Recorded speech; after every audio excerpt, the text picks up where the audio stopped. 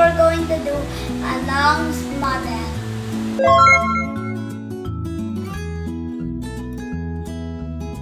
The things we're going to need is a cutout lung.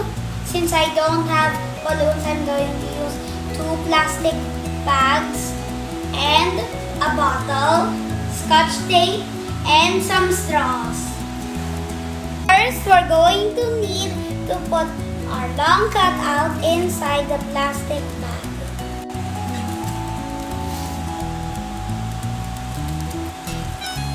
And there we go. And then we're going to put our plastic straws inside with our lungs. Yay! We will make 2 holes in the canister so that we can fit our straws just like this.